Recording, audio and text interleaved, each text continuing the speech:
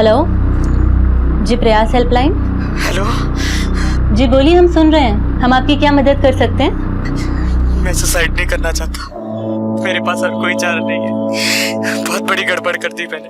आप कहाँ से बात कर रहे हैं? नाम क्या है आपका? आप प्लीज फोन मत रखिएगा और मेरी बात ध्यान से सुनिए। सुसाइड किसी बात का सोल्यूशन नहीं है और आपने हमें कॉल किया है तो हम आ रहे हैं आपकी मदद करने। नमस्कार, आदाब। क्राइम पेट्रोल डायल 100 में आप सबका स्वागत है। अपने बच्चों की परवरिश और भविष्य के लिए माँ बाप क्या क्या समझौते नहीं करते, लेकिन उनकी बेहतर परवरिश की कोशिश में माँ बाप कभी कभी इतने जज्बाती हो जाते हैं कि उनके अंदरूनी हालत को वो जान नहीं पाते हैं। माँ बाप की उन पर ऊपरी नजर तो रहती है, लेकिन उनके अंदर चल रहे तूफान का उन्हें कुछ पता नहीं होता। और जब ये तूफान अपनी हदें तोड़ देते हैं तो बहुत कुछ बहा ले जाते हैं, बहुत कुछ तबाह कर जाते हैं। आज का ये केस बच्चों की परवरिश के पहलू को उजागर करते हुए ऐसे कई संजीदा सवालों को सामने लाता है।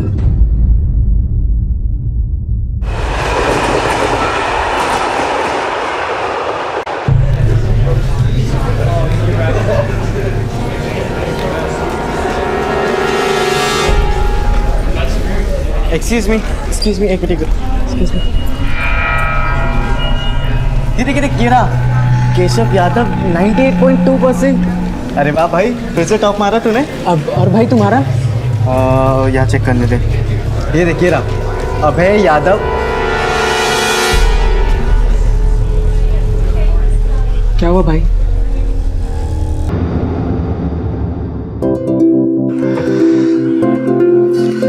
राजकुमार भैया, लीजिए, मुंह मीठा कीजिए। सुरेश भाई, आपका बेटा तो टॉपर है। आप बड़े किस्मत वाले हैं जो आपको ऐसा बेटा मिला। अब उससे सैंडविच की दुकान तो लगवाएंगे नहीं, है ना? देखिएगा एक दिन बहुत बड़ा नाम करेगा। एक कैशव, तुम हट जा बाजू, नहीं तो तेरे को भी पीट देंगे, बता रहे हैं हम। भाई साहब, हाँ भाई साहब, ये क्या लगा रखा है? बाहर तक आवाज आ रही, लोग सुनेंगे तो क्या कहेंगे? अरे सुनते तो सुने, हमको क्या करना है भाई? अरे तुम्हारा बेटा तो पास हो गया, तुम तो खुश हो। एक साथ डबल प्रमोशन लिया है और ये फेल हो गया। नालायक, इसको छोड़ेंगे नहीं आज। चप्पल। भाई साहब, इस तरह मार पीट करने से थोड़ा वो पास हो जाएगा। केशव पढ़ाएगा ना, उसको अच्छे नंबर से पास होगा। Hello hello. The number you have called is currently switched off. Hello hello, police. Sir इस नंबर से एक लड़के ने प्रयास सुसाइड हेल्पलाइन पे फोन किया। वहाँ के ऑफिसर जब उससे बात कर रहे थे तो लाइन बीच में डिस्कनेक्ट हो गई। ना उसने नाम बताया अपना, ना ही location. The number you have called is currently switched off. फौरन इस नंबर की डिटेल्स निकलो और अर्जेंट बेसिस पर नेटवर्क कंपनी को फोन की लास्ट लोकेशन ट्रेस करने के लिए बोलो। मुंबई के उपनगर मीरा रोड में एक लड़का केशव अपनी जान देना चाहता था, लेकिन उसकी जिंदगी में ऐसा क्या हो गया था कि इतनी छोटी सी उम्र में वो इतना बड़ा कदम उठाने पर मजबूर हो गया था। सर, कॉल ट्रैक होने में टाइम लग गया और कॉल ट्रैकर पैन करपाड़ा में एक अंडर कंस्ट्रक्शन बिल्डिंग दिखा रहा है, लेकिन सिम कार्ड तो किसी सुरेश यादव के नाम पर रजिस्टर्ड है जिसकी उम्र 40 साल है। तो फिर ये हो सकता है वो नंबर इसके किसी जानने वाले के नाम पे रजिस्टर्ड है। सर, इसके पेट और पीठ पर कोई भी चोट का निशान नहीं है, लेकिन खून फिर भी है और इसके नाखूनों में भी खून। चलो ऊपर देखते हैं, तुम यहीं रखो।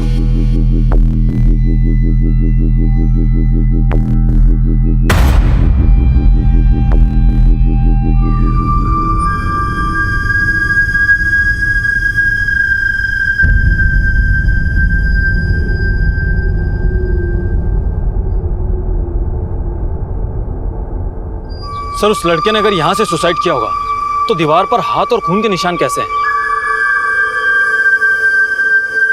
और सर, ये सब देखकर तो ऐसा लगता है कि सुसाइड करने से पहले उस लड़के के साथ में जरूर कुछ हुआ होगा, और हो सकता है कि उस लड़के के साथ में कोई और हो और उसी ने ही इस लड़के को धक्का दे दिया हो।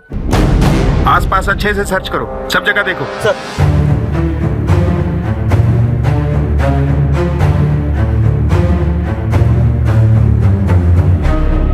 फोन की बैटरी डेड है, शायद इसी फोन से उसने हेल्पलाइन वाले नंबर पे कॉल किया होगा। सर, ये खून से भरी टी शर्ट मिली है। सर, उस लड़के ने सुसाइड हेल्पलाइन पर फोन किया था, लेकिन ये एविडेंस देखकर तो ऐसा लग रहा है कि हादसे को एक अलग ही मोड़ दे रहे हैं। सुरेश यादव, जिसके नाम पे ये सिम रजिस्टर्ड है, उससे मिलना होगा। बॉडी को पोस्टमार्टम के लिए भेजो और आसपास के लोगों से पूछताछ करो।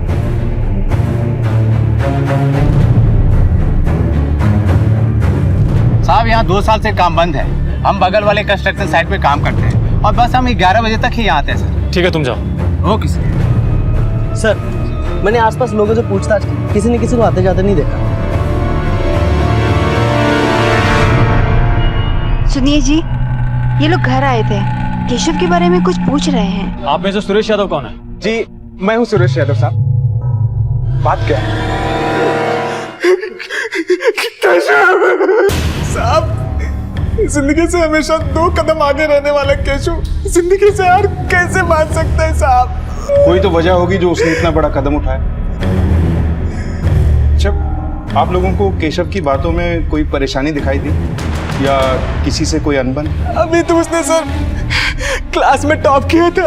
केशव यादव 98.2%। अरे वाह भाई, फिर से टॉप मारा तूने। हमको नहीं लगता कि उसके साथ किसी की कोई दुश्मनी होगी। साहब ये अब है उसका बड़ा भाई पवन भाई साहब का बेटा, दोनों एक ही क्लास में थे। 2 साल पहले उसका डबल प्रमोशन हुआ था।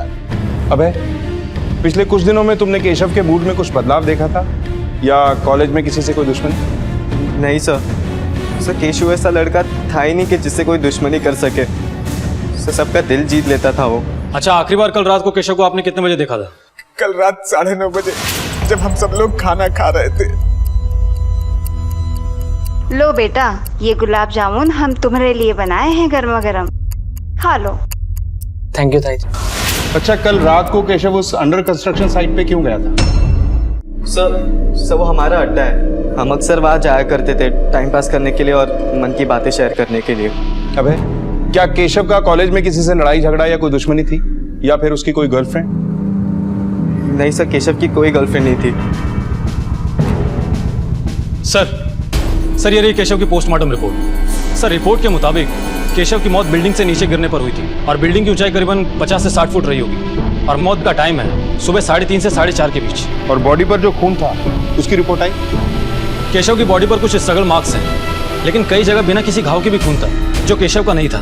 जो शर्ट पर खून लगा था, जो दीवार पर हाथ के निशान वाला खून था, वो केशव का नहीं था, लेकिन दीवार पर जो हाथ के निशान थे वो केशव के ही थे। गावड़े, कहीं ऐसा तो नहीं कि उस जगह पर केशव की किसी से लड़ाई हुई हो और हाथापाई के दौरान उस शख्स ने केशव को बिल्डिंग से नीचे धक्का दे दिया? सर ये भी तो हो सकता है कि उस हेल्पलाइन नंबर पर केशव को किसी ने जबरदस्ती कॉल कराया हो ताकि मर्डर को आसानी से सुसाइड का रूप दिया जा सके।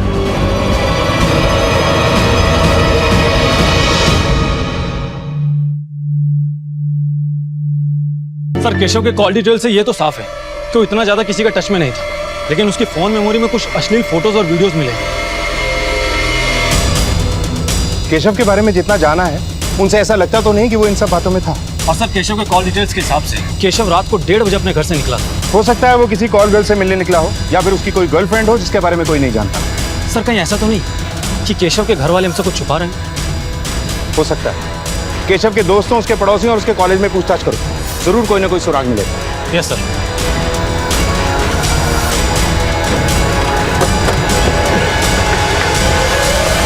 केशव का किसी लड़की से चक्कर वगैरह? नहीं मैम, केशव किसी लड़की के चक्कर में पड़ता नहीं था। क्लास की कितनी लड़कियों का फेवरेट था, बट उसने कभी किसी को पलट कर नहीं देखा। नहीं सर, केशव तो बिल्कुल एफर्टलेसली पास हो जाता था। इनफैक्ट अभय ही था कि हर बार फेल होता था। हमें तो यकीन ही नहीं होता कि दोनों एक साथ रहते थे, एक टॉपर और एक फेलियर। वैसे तो खुश रहता था वो, लेकिन कुछ दिन पहले मैंने उसे पहली बार बड़े अजीब से मूड में देखा था। उस दिन ऐसा लगा था जैसे केशव और अभय के बीच में झगड़ा हुआ था, पर मैं श्योर नहीं हूँ। हमें केशव के मोबाइल में कुछ अश्लील फोटोज और वीडियो मिले, लेकिन तुमने तो कहा था कि केशव इन सब में नहीं है और ना ही उसकी कोई गर्लफ्रेंड है। अभय क्या छुपा रहे हो हमसे? सर कुछ भी नहीं, मैंने कभी केशव का फोन चेक नहीं किया और हमारे बीच में ऐसी बातें भी नहीं होती थी। अच्छा ये बताओ, क्या इससे पहले केशव रात में घर से बाहर गया था? जहाँ तक मुझे मालूम है सर नहीं। लेकिन उस रात को तो गया था, क्या तुमने नहीं देखा? सर उस दिन तो मैं 11:30 बजे ही सो गया था और केशव भी तभी सो गया था। उसके बाद वो कभी गया वो मुझे नहीं पता। अच्छा क्या तुम्हें कभी शक हुआ केशव पर कि वो किसी धंधे वाले से मिलने के लिए जा रहा हो? सर हम ये सब मामलों में कभी नहीं पड़ते। हमने तुम्हारे कुछ दोस्तों से पूछताछ की और उनका कहना है कि कुछ दिन पहले तुम्हारी और केशव की लड़ाई हुई थी वॉशरूम में। नहीं सर मुझे याद नहीं है और शायद हुआ भी होगा। सर केशव स्कॉलर जरूर था मगर था तो वो इंसान ही ना। और गुस्सा तो इंसान को ही आता है। सर हमने केशव के बारे में पूछताछ की। सब लोग केशव के बारे में अच्छा ही बोल रहे हैं, लेकिन गौर करने वाली बात तो ये है कि अभय की जिंदगी में उथल पुथल मचा हुआ है। स्कूल में स्टूडेंट्स का कहना है कि अभय एक बिलो एवरेज स्टूडेंट है, जिसकी वजह से उसका बाप नाराज भी रहता है। सर कहीं ऐसा तो नहीं कि इसी जलन की वजह से अभय ने केशव को रास्ते से हटा दिया हो? जितना वो अपनापन दिखा रहा है, हो सकता है उसमें कुछ छुपा रहा हो। 20 जुलाई रात 1 बजे से लेकर केशव की मौत तक की डिटेल्स मिली क्या? जी सर, अभय उस रात को घर पर ही था, लेकिन केशव रात को 1:30 बजे घर से निकला था। जिस जगह वो गया वो सृष्टि कॉम्प्लेक्स के आसपास की है। अगर केशव जानबूझकर इतनी रात को सृष्टि कॉम्प्लेक्स गया था तो जरूर किसी से मिला होगा। सर क्या ये पॉसिबल हो सकता है कि केशव जिससे मिलने के लिए गया हो वही उसका हत्यारा हो? लेकिन खून की क्या वजह हो सकती है? हो सकता है वजह केशव ना हो, वो सिर्फ निशाना बना हो। मतलब ये कि दुश्मनी केशव के पिता या उसकी फैमिली से हो और शिकार बना केशव। हो सकता है कि उसने सुसाइड ना किया हो, बल्कि उसका मर्डर हुआ हो।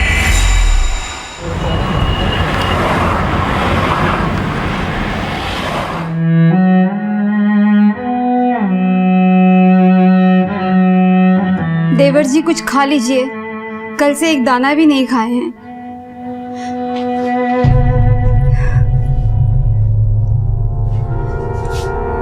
सुनिए अजी, सुनिए, देवर जी से बात कीजिए ना। 2 दिन हो गए, ना कुछ खाए हैं ना कुछ बात की है। एक बात बताओ, ये केशव के जाने से पूरी दुनिया खत्म हो गई है क्या? इतनी समझ नहीं है उनको। और दुकान जाएंगे नहीं तो कमाएंगे क्या, खाएंगे क्या और खिलाएंगे क्या? और अपने बच्चे के बारे में सोचेंगे कि नहीं सोचेंगे? देखो हटो, बाजू जाने दो हमको, चलो। क्या तुम लोग भी सब पता नहीं क्या करते हो। पुलिस ने इस केस के एक एक पहलू को पलटना शुरू किया। केशव की मौत की जगह और उसकी रोजमर्रा की जिंदगी को बारीकी से टटोलना शुरू किया। केशव के मोहल्ले और आसपास के इलाकों में केशव से जुड़ी हर जानकारी इकट्ठा की जाने लगी। सर मैंने केशव और उसकी फैमिली के बारे में पूछताछ की, और पूछताछ के दौरान एक बात पता चली है। सुरेश से किसी बाहर वाले से कोई दुश्मनी नहीं थी, बल्कि अपने भाई पवन से पिछले 5-6 महीनों से छोटी मोटी बातों पर लड़ाई होती रहती थी। जिस दिन केशव की मौत हुई थी उस दिन भी पवन दुकान पर लेट आया था।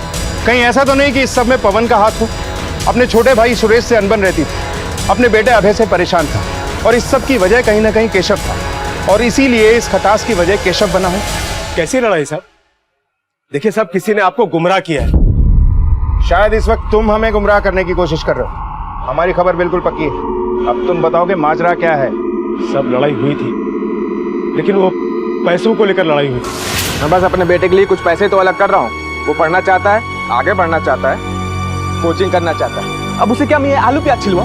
सुरेश, तुम ये कैसे कह सकते हो कि तुम्हारा बेटा क्या करेगा और क्या नहीं? अरे हमारा बेटे का भविष्य खराब, और तुम्हारा बेटा चांदी का चम्मच मुंह में लेकर पैदा हुआ था क्या? दुनिया को पता है कि केशव की बराबरी अभय नहीं कर सकता, समझा? साहब, सुरेश मेरा छोटा भाई है, ये दुकान भी उसी की है। इसी दुकान से हमारा घर चलता है। जिस तरह सुरेश के मन में अपने बेटे केशव को लेकर सपने हैं, उसी तरह मेरे मन में मेरे बेटे अभय को लेकर सपने हैं। लेकिन सुरेश केशव की पढ़ाई के लिए यहाँ के सारे पैसे साइड में कर लेता। 20 जुलाई की सुबह 1 से 4 बजे के बीच में तुम कहाँ थे? घर पे था। नहीं, थोड़ी देर के लिए बाहर गया था मैं। तो शांति गार्डन के पास में बार है ना, वहां पे।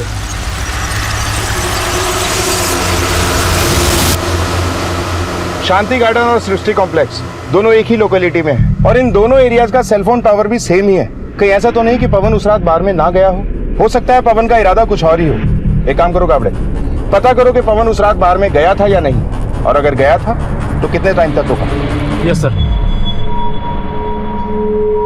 पवन, सच क्या है? हमने बार में पूछताछ की, तुम वहां नहीं गए थे, और कॉल रिकॉर्ड के हिसाब से उस रोज तुम्हारी किसी से बातचीत हुई थी। सच बता दो, इतनी रात को कहां गए थे और क्या कर रहे थे?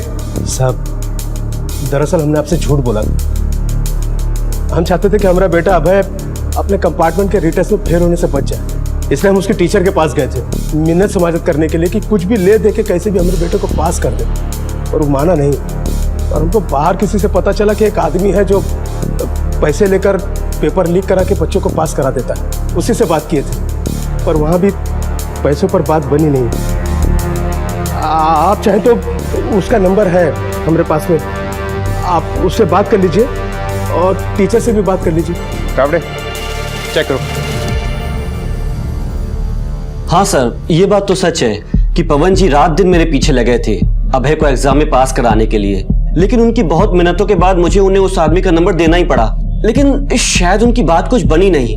सर एक बात और, करीबन 1-1.5 महीने पहले केशव ने कुछ ऐसा किया था जिससे मैं चौंक गया था।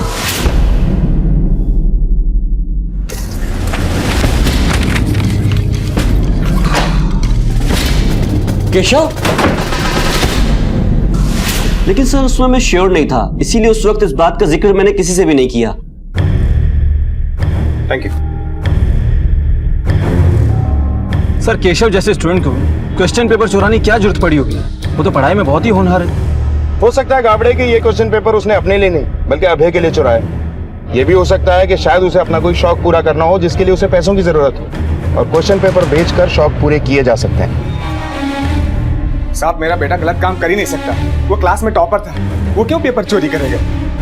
वैसे तो ऐसा बहुत कुछ था जो उसे नहीं करना चाहिए था, लेकिन आपकी जानकारी के बिना वो कर ही रहा था। आप लोगों को तो पता चल ही गया होगा कि उसके मोबाइल में से हमको कैसे वीडियो और फोटोग्राफ मिले।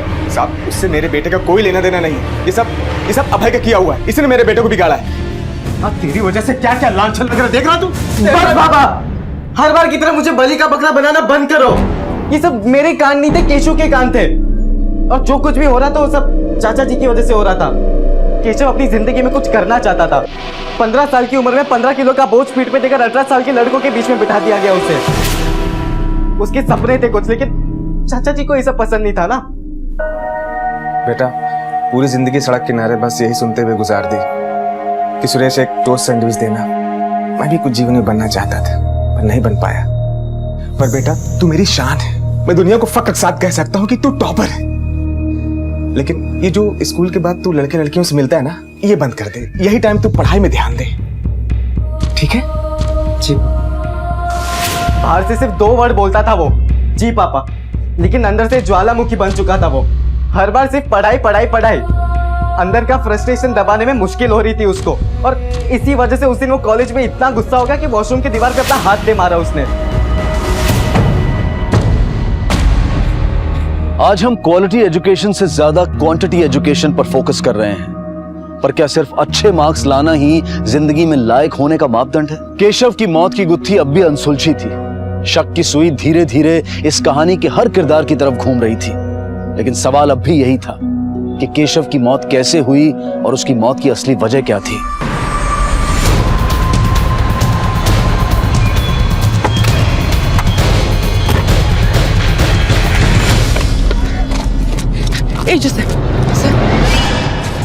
सर बॉडी को देखकर तो ऐसा लगता है कि 2 से 3 दिन पुरानी हो। इसकी पॉकेट चेक करो।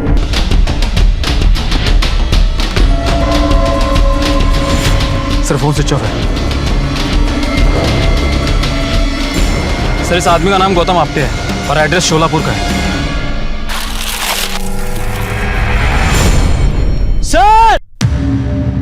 सर ये बाइक देखिए।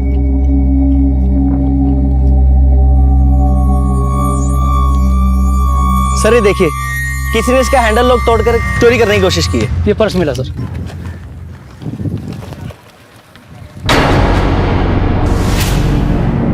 सर ये तो अभय का है।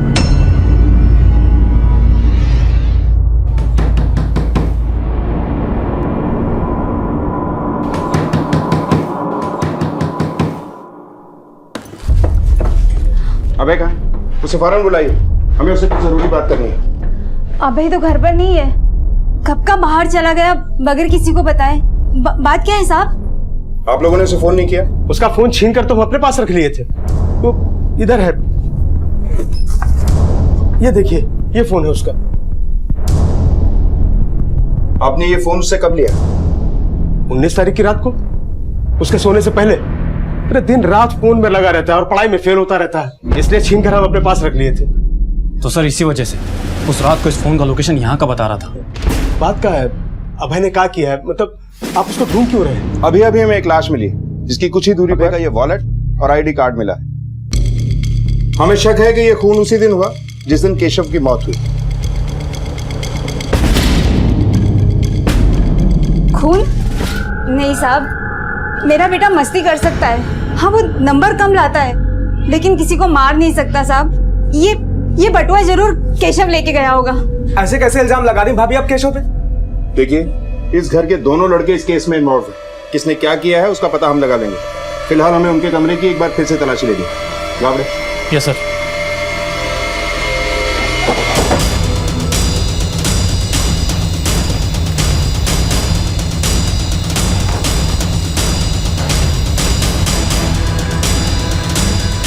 सर, अभय के बैग से अबॉर्शन पिल्स मिले।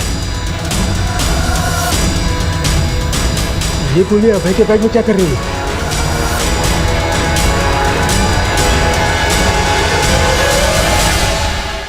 सर, क्या अभय का किसी लड़की के साथ में चक्कर हो सकता है जिससे उसने प्रेग्नेंट कर दिया हो? लेकिन एक बात समझ में नहीं आ रही, इन सबका केशव की मौत से क्या लेना देना हो सकता है? गावड़े, अभय के पिछले 6 महीने के कॉल रिकॉर्ड्स और लोकेशन डिटेल्स चेक करो। अगर उसकी कोई गर्लफ्रेंड रही होगी तो उसका नंबर अभय के कॉल रिकॉर्ड्स में जरूर होगा और इस अभय की तलाश तेज करो। Yes sir. अरे घर के एक बेटे को तो हम पहले ही खो चुके हैं और अब अभय भी पता नहीं कहाँ चला गया है। अरे गलती उन दोनों की नहीं है, गलती हमारी परवरिश की है। सर ये रही गौतम की पोस्टमार्टम रिपोर्ट। गौतम के ऊपर जो हमला हुआ था उसके बाद इंटरनल ब्लीडिंग की वजह से उसकी मौत हुई और उसकी मौत 20 जुलाई को रात को 1 से 2 बजे के बीच हुई है। गौतम और केशव की मौत के बीच में मुश्किल से 2 से 3 घंटों का फर्क है। ये महज एक कोइंसिडेंस नहीं हो सकता। जरूर कुछ ऐसा है जो अब भी हमारी आंखों के आगे आना बाकी है। सर, मैंने गौतम की फैमिली से कांटेक्ट किया था। वो लोग शोलापुर में रहते हैं। उनका कहना है कि पिछले हफ्ते ही गौतम घर आया था। लेकिन सर, गौतम की फैमिली अभय और केशव किसी को नहीं पहचानते। लेकिन सर, एक बात है, केशव की शर्ट पर और कंस्ट्रक्शन साइट की दीवार पर जो ब्लड हमें मिला था वो गौतम के ब्लड से मैच करते हैं। ये दवा तुम्हारे यहाँ की है? हाँ सर, ये दवा तो हमारे यहाँ की है। तुम्हें कुछ याद है ये दवा तुमने किसको बेची थी? ये तस्वीर देखो, शायद तुम्हें याद आ जाए। इन दोनों में से कोई नहीं आया था, पर एक आदमी आया था साइकिल से। स्केच बनवा सकते हो उसका? हाँ सर। इसका मतलब साफ है कि गौतम की मौत से अभय और केशव का कोई ना कोई कनेक्शन जरूर है। लेकिन ये पिल्स वाला चक्कर समझ में नहीं आ रहा। कहीं इस एंगल में किसी लड़की का ट्रायंगल तो नहीं? सर, ये भी तो हो सकता है कि अभय का किसी लड़की के साथ में चक्कर हो और गौतम ने उस लड़की के साथ में गलत किया और वो प्रेग्नेंट हो गई हो और अभय ने गुस्से में आकर गौतम का खून कर दिया हो। गावड़े, हमें इस केस के हर एंगल को खंगालना होगा। 1 मिनट सर। हेलो, ठीक है सर, पता चल गया कि वो अबॉर्शन पिल्स किसने खरीदी थी। तुमने केशव को अबॉर्शन पिल्स लेके दी थी। अब बात को छुपाने का कोई फायदा नहीं। हाँ साहब, मैंने उसे दवा ला के दी थी। मेरे पास और कोई दूसरा रास्ता नहीं था उस बात को दबाने के लिए। ये लीजिए भाई साहब।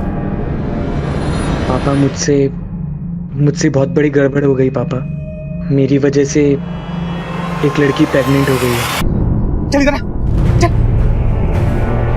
क्या किया तुमने? ये बात किसी को पता नहीं चलनी चाहिए। जी पापा। हम लोग दिन रात मेहनत करके 2 वक्त का खाना जुटाने वाले लोग हैं। सोचा केशव का भविष्य खराब ना हो, इसलिए हमने अबॉर्शन की गोली उसको ला के दी। जाके उस लड़की को खिला दे और मामला यहीं दफन कर दे। मैं नहीं जानना चाहता कि वो कौन थी और ये सब क्यों हुआ। मैं नहीं जानता कि उसके बाद क्या हुआ। हम तुम्हारी बात पे भरोसा कैसे कर लें? हो सकता है तुमने केशव को मारा क्योंकि उसने तुम्हारे सारे सपने चकनाचूर जो कर दिए थे। ये क्या कह रहे हैं साहब? मैं अपने बेटे को क्यों मारूंगा? मैं तो चाह रहा था कि उसका भविष्य ना खराब हो, इसीलिए मैं उसे इस मुसीबत से बचाना चाह रहा था। गावड़े, ये लड़की आखिर हो कौन सकती है जो अभय और केशव दोनों से कनेक्टेड थी? गौतम की मौत से इसका क्या लेना देना हो सकता है? और इन दोनों केसेस में कोई कनेक्शन है भी या नहीं? सर, केशव के रिकॉर्ड में तो किसी लड़की की परछाई भी नहीं दिखती।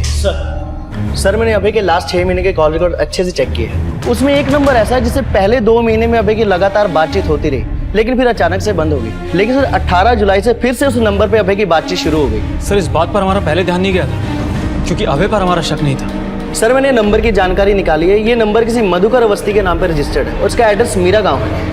ये लड़की कहीं वही तो नहीं जिसका केशव के साथ चक्कर था? सर, इस सवाल का जवाब तो अभय दे सकता है, लेकिन पता नहीं वो इस वक्त है कहाँ। अभय के घर वालों पे नजर रखो। वो अपने घर वालों से कांटेक्ट करने की कोशिश जरूर करेगा। Yes sir. तब तक ये जो लड़की है इससे मिल लेते हैं। Yes sir. केशव की गर्लफ्रेंड वाले एंगल ने अब इस केस को एक नया मोड़ दे दिया था। अभय अब तक पुलिस की गिरफ्त से दूर था। आखिर गौतम की हत्या क्यों हुई और उसका केशव, अभय और उस लड़की से क्या लेना देना था? क्या अभय ने ही गौतम को जान से मारा था जिसके बाद वो डर के मारे छुपता फिर रहा था? केशव की मौत की पहेली को सुलझाने में पुलिस पूरी जी जान से लगी हुई थी।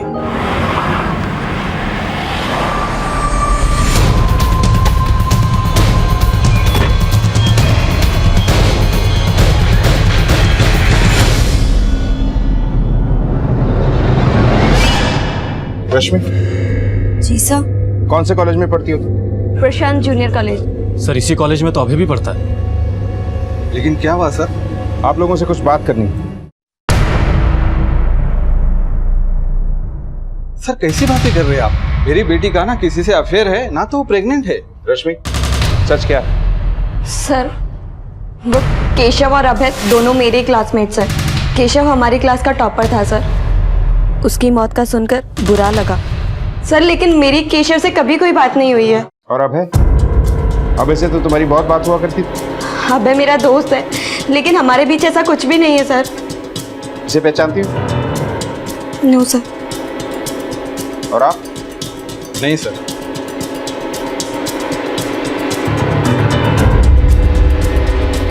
सर मुझे तो ऐसा लग रहा है कि ये रश्मि झूठ बोल रही है। फौरन रश्मि के मेडिकल टेस्ट के लिए कोर्ट से ऑर्डर लेते हैं, तभी दूध का दूध और पानी का पानी होगा। अब आप यहाँ किस लिए आए हैं? आपकी बेटी रश्मि को मेडिकल चेकअप के लिए ले जाने आए। ये रहे कोर्ट के पेपर्स। ये किस बात के लिए टेस्ट है? हम रश्मि का ब्लड टेस्ट और सोनोग्राफी कराएंगे। अगर इसने 72 घंटे पहले अबॉर्शन की पिल्स खाई हैं तो हमें पता चल जाएगा कि ये प्रेग्नेंट थी। नेहा, अरे रुकिए, लेकिन अरे सर। सर ये रहा रश्मि के टेस्ट रिजल्ट। सर रिजल्ट में तो वो क्लीन निकली, ना तो कभी रश्मि प्रेग्नेंट थी और ना ही उसका अबॉर्शन हुआ था। यानी रश्मि सच बोल रही थी। सर अगर रश्मि प्रेग्नेंट नहीं थी तो फिर वो अबॉर्शन पिल्स किसके लिए थी? कहीं ऐसा तो नहीं कि सुरेश जिस लड़की के बारे में हमें बता रहा था वो कोई और ही हो?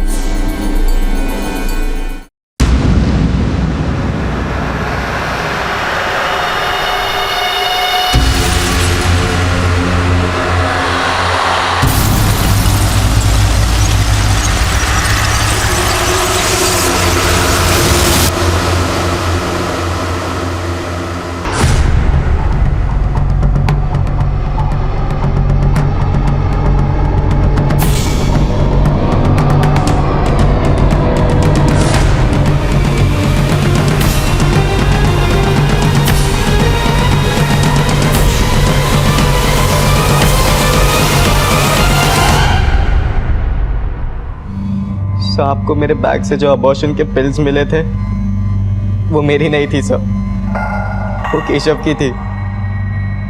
उसने अपनी गर्लफ्रेंड के लिए ली थी सर, और उस दिन वो मेरा बैग लेकर चला गया था, इसलिए वो बॉटल मेरे बैग में ही रह गई।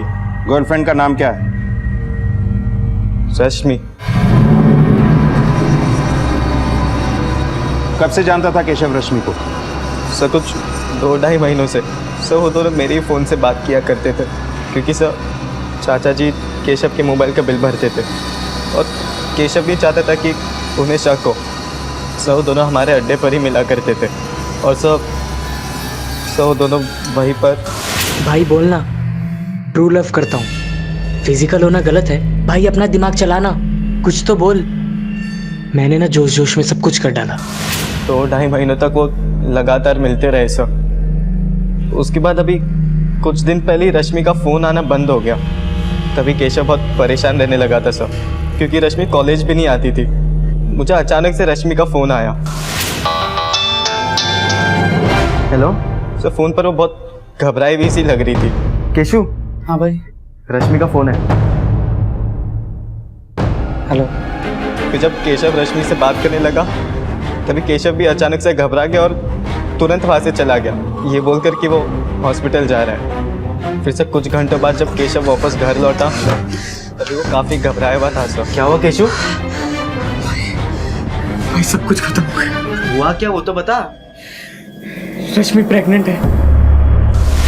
केशव ने बोला कि वो इस बारे में चाचा जी को नहीं बता सकता है। चाचा जी ने उसे पहले से ही कुछ पिल्स दे रखे थे, और अगर वो चाचा जी को अबॉर्शन के बारे में फिर से बताता तो चाचा जी बहुत गुस्सा करते सब। तो तुम लोगों ने सोचा कि बाइक चोरी करके बेचोगे और उसी से पैसों का इंतजाम करोगे? हाँ सर। स्क्रू ड्राइवर को कहाँ छुपाया तुमने? रास्ते में एक नाले में मैंने वो स्क्रू ड्राइवर फेंक दिया था। फिर वहाँ से मैं घर चला गया, पीछे के दरवाजे से अंदर जाकर चुपचाप से सोने का नाटक करने लगा। क्या गुजरी होगी केशव पर। कितना होनहार स्टूडेंट था वो, और एक जरा सी गलती से उसने अपनी जिंदगी खत्म कर ली। सर टेस्ट के हिसाब से तो रश्मि प्रेग्नेंट नहीं थी, लेकिन अभय के हिसाब से रश्मि प्रेग्नेंट हुई थी। ये माजरा गले से नीचे नहीं उतर रहा। अगर रश्मि प्रेग्नेंट नहीं थी तो उसने केशव को झूठ क्यों बोला, और केशव को 30,000 रुपए क्यों चाहिए? कहीं ऐसा तो नहीं कि रश्मि झूठ बोलकर केशव से पैसे निकलवाना चाहती थी? सर, मैंने केशव से दोस्ती एग्जाम्स में अच्छे मार्क्स लाने के लिए करी थी, क्योंकि मुझे ऐसा लग रहा था कि अगर इस बार भी मैं मैथ्स में फेल हो गई तो पापा मेरी शादी करा देंगे। इसलिए मैंने केशव से दोस्ती की और मैंने उससे पढ़ाई में मदद भी मांगी सर। लेकिन एग्जाम्स में टाइम इतना कम बचा था कि मेरे और कुछ समझ ही नहीं आया। तो मैंने केशव से कहा कि वो स्टाफ रूम से जाकर मेरे लिए पेपर्स चोरी करके लाए। वो क्लास का मॉनिटर था, इसलिए उसके लिए बहुत इजी था स्टाफ रूम से पेपर्स चोरी करके लाना। लेकिन मेरे लाख रिक्वेस्ट करने पर भी वो नहीं माना। तब सर मैंने उसे फिजिकल होने के लिए उकसाया। उसने स्टाफ रूम से मैथ्स के क्वेश्चन पेपर चुरा कर मुझे दिए।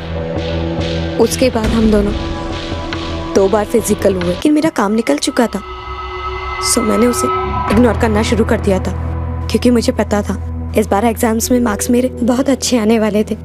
लेकिन इस महीने मेरे पीरियड्स नहीं आए थे और मैं बहुत घबरा गई थी। मुझे लगा कि मैं प्रेग्नेंट हूँ। घबरा कर मैंने 18 को केशव को कॉल किया था और वो मुझसे मिलने मेरे घर के बाहर आया था। तुम सच में प्रेग्नेंट हो? देखो केशव, अगर ये बात मेरे पापा को पता चली तो वो मुझे जान से मार डालेंगे। केशव प्लीज कुछ करो। मैं क्या कर सकता हूँ इसमें? तुम प्लीज कोई मेडिसिन ले लो ना। मैं इस प्रॉब्लम में तुम्हारे चक्कर में फंसी हूँ और तुम ही पीछा छुड़ा रहे हो। और अगर एक बात सामने आई तो फिर सारी बातें सामने आ जाएगी। सबको पता लग जाएगा कि पेपर्स तुमने लीक किए थे और फिर तुम्हारी इमेज कुछ नहीं रहने वाली। नहीं, मैं कुछ करता हूँ। तुमने इस बारे में अपनी माँ से डिस्कस क्यों नहीं किया? मैं अपनी मम्मी से ऐसी बातें शेयर नहीं करती। कैसे बताती इन्हें कि मैं प्रेग्नेंट हूँ। केशव ने जो एबॉर्शन के लिए पिल्स लाके दी थी वो तुमने खाई? जी सर, पर उसके बाद मुझे बहुत ब्लीडिंग होने लगी, मेरी हालत खराब होने लगी थी। मेरे पेट में इतना दर्द होने लगा था कि मुझे कुछ समझ नहीं आता। फिर मैंने केशव को कॉल करके बुलाया। अगर किसी को भी पता चला तो केशव के ऊपर रेप केस लग सकता है। इस कंपाउंडर को उठा के लाओ। Yes sir. मारो मत, बताता था सब कुछ बताता। साहब वो बच्चे बहुत डरे हुए थे, मुझे लगा पैसे कमाने का अच्छा मौका है, और साहब उस लड़के को खून भी आ रहा था। इसका मतलब वो प्रेग्नेंट तो थी नहीं। मैंने उन लोगों को उल्लू बनाया और 30,000 रुपये मांगे, पर वो लोग वापस नहीं आए साहब। मैं सुसाइड नहीं करना चाहता, मेरे पास और कोई चारा नहीं है। बहुत बड़ी गड़बड़ कर दी मैंने। तुम उनके लिए बहुत इम्पोर्टेंट हो, और अगर तुम ही नहीं रहोगे तो उनकी तो सारी दुनिया उजड़ जाएगी। हाँ, आप ठीक कह रही हैं। सर क्या केशव ने आउट ऑफ गिल्ट सुसाइड किया होगा? गावड़े, मुझे अब भी ऐसा लग रहा है कि इस केस से जरूर कुछ मिसिंग है। 1 मिनट के लिए एज्यूम करो कि केशव ने सुसाइड नहीं किया, बल्कि उसको मारा गया, क्योंकि इस हेल्पलाइन वाली की बातों से केशव कन्विंस लग रहा था। तो फिर ऐसा कौन हो सकता है जिसने केशव की हत्या की? सर रश्मि उस रात को अपने घर पर ही थी। केशव के फैमिली के सभी लोग भी सुसाइड के टाइम पर घर पर ही थे, तो फिर केशव को मारने कौन जा सकता है?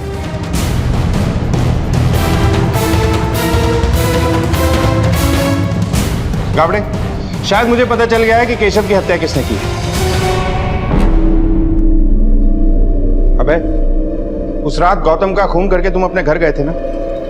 जी सर। तो वो कपड़े कहाँ हैं जिस पर गौतम का मर्डर करने के बाद खून के निशान पड़ गए हों? और जब तुम घर गए तो घर पे कौन कौन मौजूद था? सच सच बता दो। अगर हमने उगलवाया तो तुम्हारे लिए अच्छा नहीं होगा। हम भला उसे क्यों मारेंगे? अभय ने हमें सब कुछ बता दिया है। तुम्हारी बेहतरी इसी में है कि तुम भी साफ साफ बता दो। बोलो, मतलब तुम ऐसे नहीं बोलो। नहीं साहब, बताती हूँ साहब, बताती हूँ साहब। मैं स्वार्थी हो गई थी साहब। मैं नहीं चाहती थी कि मेरा बेटा इन सब चक्करों में पड़ के जेल जाए। मैं तो केशव को मारना भी नहीं चाहती थी साहब। माँ तो निस्वार्थ होती है, जब स्वार्थी हो जाती है ना तो सबसे पहले खुद का नुकसान करती है। इसकी जीती जागती मिसाल तुम हो।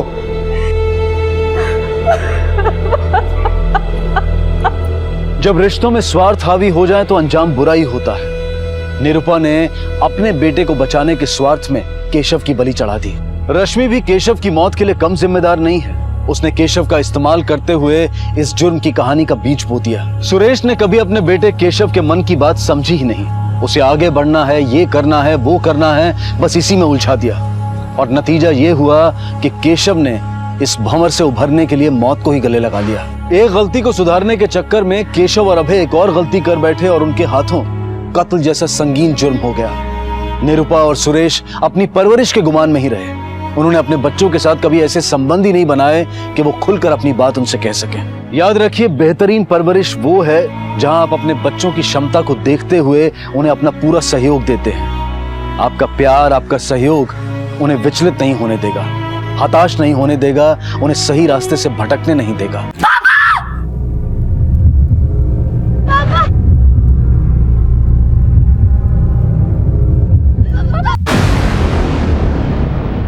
नमस्कार, आदाब। क्राइम पेट्रोल डायल 100 में आप सबका स्वागत है। बारात में होने वाली हवाई फायरिंग से जुड़ा ये हादसा नया तो नहीं होगा। बारात में होने वाले अजीबोगरीब जश्न भी देखे सुने होंगे, लेकिन इस बारात में नया ये था कि घोड़ी पर दुल्हा नहीं दुल्हन थी। और अगर एक दुल्हन घोड़ी पर बैठकर बारात लेकर जाए तो ये अजीब ही कहलाएगा। माना कि जिंदगी में नयापन देने के लिए रस्मों में दिल की खुशी घोल दी जाए तो गलत नहीं है, लेकिन दूसरों की खुशी को हादसों में बदलने वाले गलत ही कहलाते हैं। अपनी बेटी पल्लवी की बारात ले जा रहे पिता जयशंकर ने शायद ये सोचा भी नहीं होगा कि खुशी से झूमते हुए उनका सीना छलनी हो जाएगा। क्या ये महज एक हादसा था, या वो किसी गैर इरादतन हमले का शिकार हुए थे, या फिर वो पहले से ही किसी के निशाने पर थे?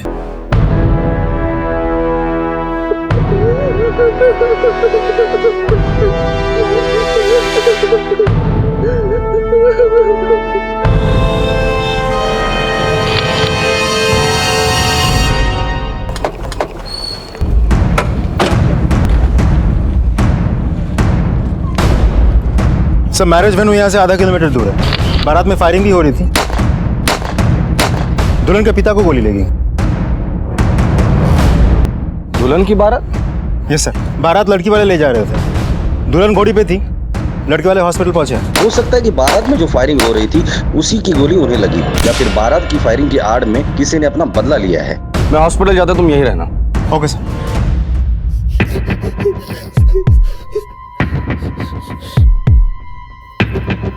अविनाश, अविनाश, देखो ना पापा को क्या हो गया। उनको किसी ने गोली मार दिया।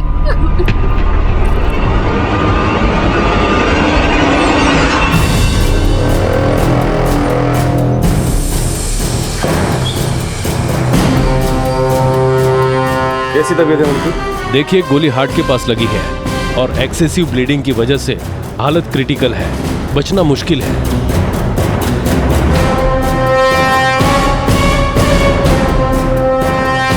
प्रसाद, जयशंकर पे जिसने गोली चलाई है वो दोबारा हमला कर सकता है। 24 घंटे आईसीयू के बाहर ही खड़े रहना। जी सर। भारत में फायरिंग कौन कर रहा था? बंटी और गुड्डू भाई साहब के खास मुलाजिम है वो। 10 साल से उनके साथ है। इन दोनों का आपके भाई साहब के साथ कभी झगड़ा, लड़ाई या कभी मन मुटाव हुआ? नहीं सर। इस वक्त कहाँ है वो? वेटिंग एरिया में है सर। गोली चलाने का बहुत शौक है ना तुम दोनों को? बोलो। सब गन का लाइसेंस है हमारे पास, खाली हवा में फायर किए थे। हमारी गोली नहीं लगी साहब। हमारी गोली भी नहीं लगी साहब। हम तो पल्लवी दीदी की शादी की खुशी में फायरिंग कर रहे थे। तुम दोनों की गोलियां नहीं लगी तो कोई तीसरा भी गोली चला रहा था क्या? सब फायर तो हम ही लोग किए, लेकिन सेठ जी को गोली हमने नहीं मारी साहब। तुमने नहीं मारी तो फिर किसने मारी? हम तो उन्हें सपने में भी मारने की नहीं सोच सकते साहब। पब्लिक प्लेस में फायरिंग करना कानूनन जुर्म है। इनकी राइफल जब्त करो और बैलिस्टिक जांच के लिए भेज दो, और जांच का रिपोर्ट जब तक नहीं आता तुम दोनों हमारे सस्पेक्ट हो। गाड़ी में बिठाए ना।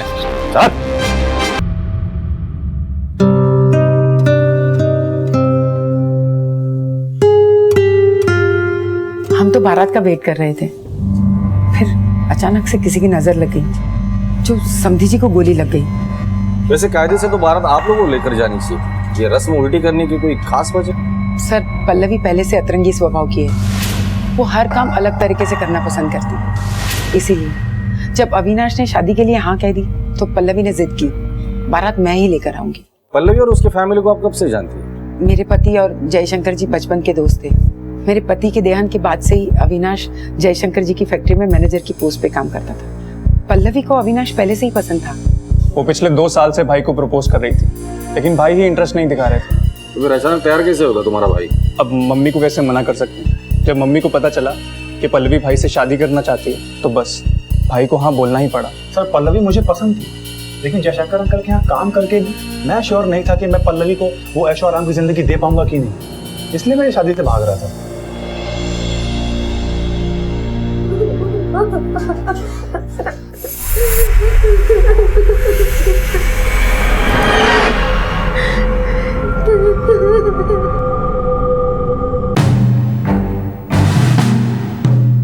सर ये रहा बंटी और ये गुड्डू, दोनों के हाथ में गन्स है, लेकिन तीसरा तो दिख नहीं रहा। पूरी फुटेज में उन दोनों ने फायरिंग हवा में ही की है, लेकिन जिस दिशा से गोली चली है ये तय है कि किसी ने दूर से बंदूक चलाई है। लेकिन फिर भी बैलिस्टिक रिपोर्ट आने का इंतजार करें। सर, अब तक ये माना जा रहा था कि पल्लवी के पिता जयशंकर पर हुआ हमला हवाई फायरिंग की हुड़दंग करने वालों की चूक से हुआ था, लेकिन कई बार अपनों के जश्न में गैर भी शरीक होते हैं। बेगानी शादी में अब्दुल्ला दीवाना, ये काफी मशहूर कहावत है, लेकिन इस शादी में ऐसा कौन अब्दुल्ला था जिसने पल्लवी के पिता पर गोली दाग दी?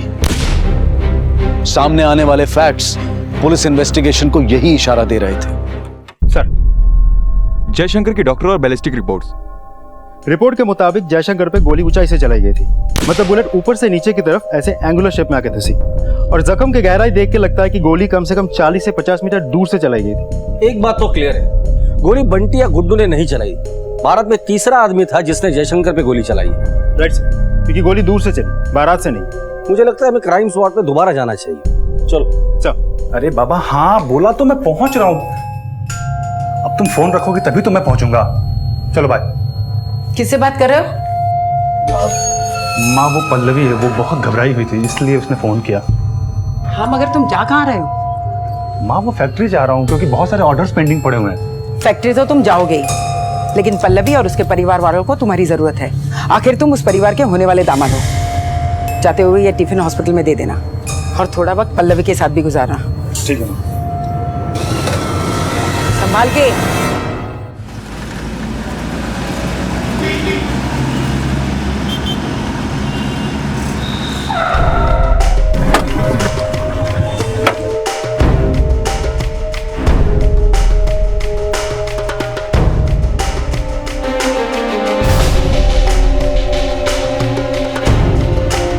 विनय वहां खड़े रहना। वीडियो रिकॉर्डिंग के हिसाब से जयशंकर नाचते नाचते यहां था, इस पोजीशन में। गोली उसे 40 या 50 मीटर दूरी से मारी थी, और बैलिस्टिक रिपोर्ट के हिसाब से गोली एंगुलर शेप में, मतलब इस डायरेक्शन में आई थी और यहां लगी थी। तो हो सकता है कि गोली उसे शायद वहां से मारी हो।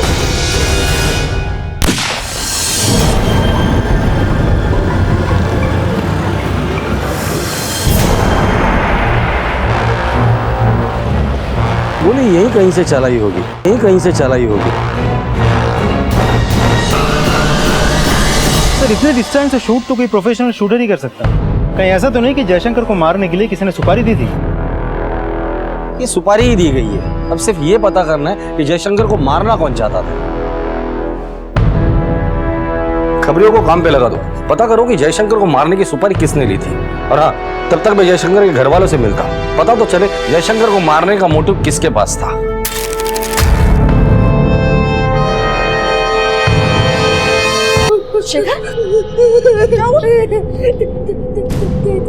पापा मर जाएंगे। नहीं शिखर, पापा को कुछ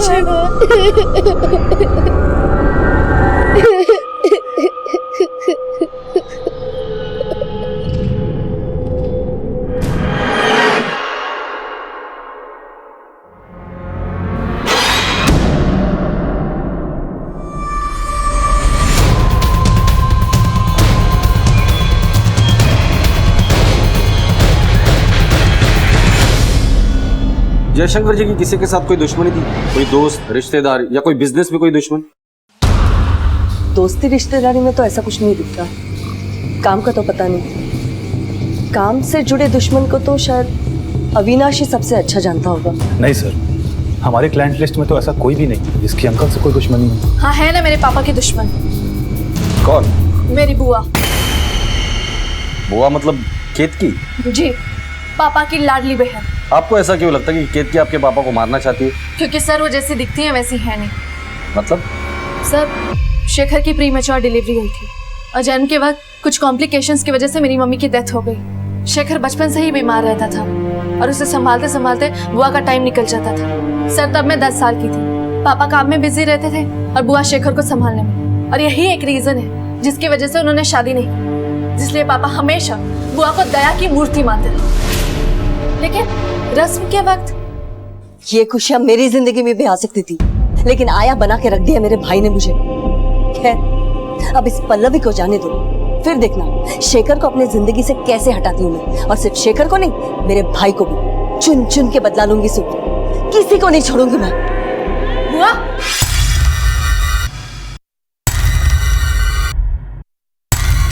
किससे बात कर रही थी आप? किसी से तो नहीं। अगर तुम्हें शक था तो तुमने ये बात पापा को क्यों नहीं बताई? बताई थी, लेकिन मैंने कहा ना कि पापा बुआ के खिलाफ कुछ नहीं सुनना चाहते थे। पल्लवी, ऐसा क्या कर दिया केतकी ने कि तुम जब बोलती हो उसके खिलाफ ही बोलती हो? तुम्हें पता नहीं उसने अपनी सारी जिंदगी दे दी हमारे परिवार के लिए। मैं एक लफ्ज भी सुनना नहीं चाहता उसके खिलाफ। लेकिन पापा आप समझिए, मैंने खुद सुना है उन्हें ये कहते हुए कि वो आपको और शेखर को अपनी जिंदगी से निकाल देंगी। मैं जानता हूँ तू ये सब क्यों कह रही है। ये घर मैंने जब से उसके नाम पर ट्रांसफर किया है ना, तू सही नहीं पा रही। हाँ पापा, बुरा लगा ये देख के कि ये घर जो आपने मम्मी के नाम गिफ्ट किया था वो बुआ के नाम कर दिया। लेकिन पापा, इस बात का उससे कोई मतलब नहीं है। यही समझाना चाह रहा हूँ तुझे, इस बात का उससे कोई लेना देना नहीं है। मैंने ये घर उसके नाम पर इसलिए ट्रांसफर किया है कि मेरे बाद उसकी सिक्योरिटी के लिए कुछ होना चाहिए कि नहीं। बेटा, शेखर का ध्यान उसे जिंदगी भर रखना है। लेकिन पापा, बस, और कुछ नहीं सुनना है मुझे। सब पापा को लगता था कि बुआ शेखर का ख्याल रख रही है, लेकिन एक मिनट सर, शेखर यहाँ आओ।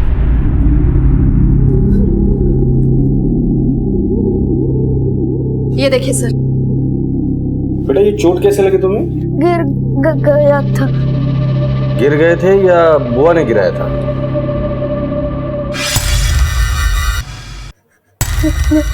नहीं। सच बोल शेखर। सच बोल रहा हूँ। चलो। पल्लवी की बातों का मैं बुरा नहीं मानती सर, बिन माँ की बच्ची है वो। भाभी के डेथ के बाद शेखर की वजह से मैं कभी उसे टाइम ही नहीं दे पाई। क्या हुआ बेटा, क्यों रो रहा है तू? हाँ, क्या हुआ आज तुझे? दूध पीना बेटा। बुआ, ये समझाइए ना मुझे। बेटा तुझे देखो, बच्ची को देखिए, घर पे संभालूं मैं। पल्लवी, क्या ये तुम फिर से फेल हो गई? क्या हो रहा है? भैया, इससे बाहर आओ तो मैं कुछ करूँ ना इसके लिए। तो ठीक है, पर उसकी पढ़ाई पे तो ध्यान देना ही पड़ेगा ना। केतकी, मैं सोचता हूँ कि इसे हॉस्टल भेज देना चाहिए। नहीं पापा, मुझे हॉस्टल मत भेजिए, बुआ समझाइए नहीं। देखो, अगर तुम हॉस्टल में जाओगी तो तुम्हारे बराबरी के और भी बच्चे होंगे, तुम्हें अच्छा लगेगा, तुम ठीक से पढ़ पाओगी। सच कह रहे थे पापा, तेरे लिए हॉस्टल ही सही है। बस पल्लवी को यही लगा कि अगर मैं उसे संभाल लेती तो उसे कभी अपने पापा और भाई से दूर नहीं जाना पड़ता। इसीलिए शायद पल्लवी को ये लगता है कि भैया पर जो हमला हुआ वो मैंने करवाया है। मैडम, केतकी जी तो बड़ी ही जिम्मेदार और प्यार करने वाली औरत है। और वैसे भी आजकल के ज़माने में कौन अपनी इच्छाओं को मारकर अपने भाई के बच्चों के लिए अपनी पूरी जिंदगी बिताता है। सर, मैं शेखर को स्पेशल ट्यूशन देने जयशंकर अंकल के घर जाता हूँ तो मैंने कई बार नोटिस किया कि पल्लवी केतकी जी को भाव नहीं देती। सर, पल्लवी थोड़ी जिद्दी तो है और वो अटेंशन भी बहुत डिमांड करती है। इतने साल हॉस्टल में देने के बाद हो सकता है कि उसे अपने पापा और भाई की पूरी अटेंशन चाहिए हो, इसलिए वो केतकी बुआ से चिढ़ती है, क्योंकि जयशंकर अंकल सबसे ज़्यादा बुआ को ही मानते हैं। सबकी बातों से तो ऐसे ही लगता है कि पल्लवी जानबूझकर अपनी बुआ पर आरोप लगा रही है। जयशंकर पे जो हमला हुआ था उसका फायदा उठाकर अपनी बुआ को लोगों की नजरों में गिराना चाहती है। लेकिन ये भी तो हो सकता है कि पल्लवी सच बोल रही है। आखिर इतने बड़े हादसे का इल्जाम अपनी बुआ पे क्यों लगाएगी? हो सकता है। इस बुआ भतीजी को अच्छे से समझना पड़ेगा। एक काम करो, इन दोनों के कॉल रिकॉर्ड और बैंक स्टेटमेंट निकालो। खबरियों से सुपारी किलर्स के बारे में कुछ पता चला? खबरियों ने 5 आदमियों पे शक जताया। सबके सब आगरा के नामी शूटर्स हैं। सब इस वक्त अंडरग्राउंड है। इनके फोटोग्राफ्स से जो भी मिलता है वो लेकर आना। हो सकता है इनमें से किसी को शादी के वक्त किसी ने देख लिया हो। Okay sir.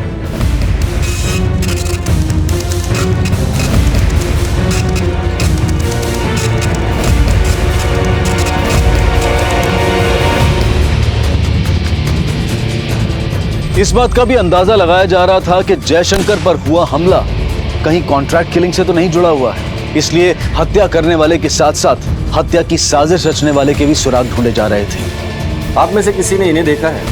ये सारे शार्प शूटर, और हमें शक है कि जयशंकर पे गोली इन्हीं में से किसी ने चलाई। नहीं सर, इनमें से किसी को नहीं देखा।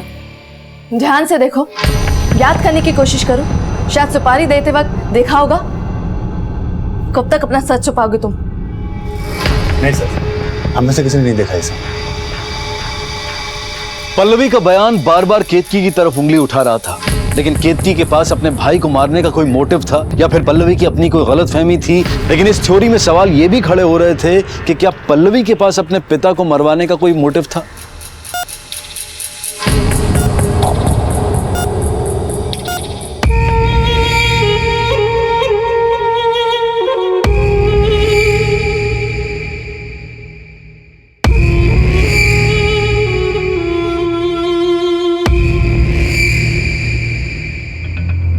डॉक्टर साहब, तबीयत कैसी है अभी उनकी? He is out of danger, improvement भी दिख रहा है। क्या मैं उनका स्टेटमेंट ले सकता हूँ? अभी नहीं, 3 से 4 दिन बाद। ठीक है, जरा आपसे बात करनी थी।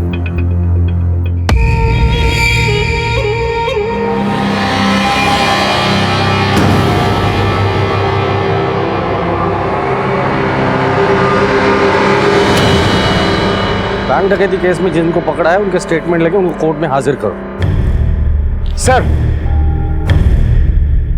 पल्लवी और केतकी दोनों के कॉल रिकॉर्ड में एक भी नंबर ऐसा नहीं है जो कि सस्पिशियस है, लेकिन दोनों के बैंक स्टेटमेंट में काफी कैश विड्रॉल के ट्रांजैक्शंस है। मैंने पूछा तो दोनों ने बताया कि शादी के लिए पैसे निकाल रहे थे।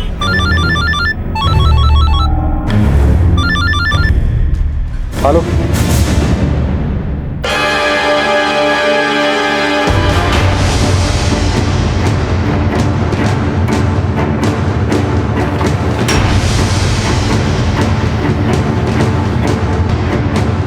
ये कैसे हो गया? सर, हमें ब्लड टेस्ट से पता चला है कि बॉडी में जहर था और हमारे हॉस्पिटल स्टाफ को इस बात की कोई जानकारी नहीं है कि जहर आया कहां से। एक पेशेंट को आपके यहाँ जहर देकर मार दिया गया, इसका अंजाम जानते हैं क्या होगा? आप और आपका स्टाफ जयशंकर जी का ट्रीटमेंट कर रहा था, फिर ये कैसे हो गया? सर, मुझे भी समझ में नहीं आ रहा है कि ये कैसे हो गया। समझ में नहीं आ रहा है या आप और आपका स्टाफ इन्वॉल्व है जयशंकर जी को मारने में? प्रसाद, तुम यहाँ ड्यूटी कर रहे थे या क्या कर रहे थे? जयशंकर जी को मिलने कौन कौन आया था? साहब, उनको मिलने तो कोई नहीं आया था। हाँ, नर्स रोहिणी इनको दवाई देने के लिए आई। हो गया ना बदला पूरा? मार दिया ना पापा को? क्या बोल रही है तू? वक्त की नजाकत का तो समझ। मैं क्यों मारूंगी उसे? वो मेरा भाई था। तुम उन्हें दुश्मन मानती थी। पल्लवी, बहुत बुरा किया तुमने। पुलिस के पास लेके जाऊंगी। पल्लवी, छोड़ूंगी नहीं मैं तुमने मार दिया पापा को। मार दिया। नहीं पल्लवी, कंट्रोल। पुलिस अभी तक ये पता लगा ही रही थी कि जयशंकर पर हमला किसने किया और किसके इशारे पर किया, कि तभी जयशंकर को बचाने की सारी संभावना ही खत्म कर दी गई। लेकिन इस बार हत्या जहर देकर की गई थी। पहले ये माना जा रहा था कि जयशंकर की जान लेने के लिए किसी कॉन्ट्रैक्ट किलर का इस्तेमाल किया गया है, लेकिन उन्हें जहर देने वाला कौन था? ये रहे जयशंकर जी के वसीयत के कागजात। इसके मुताबिक ये घर आज से आपका हुआ।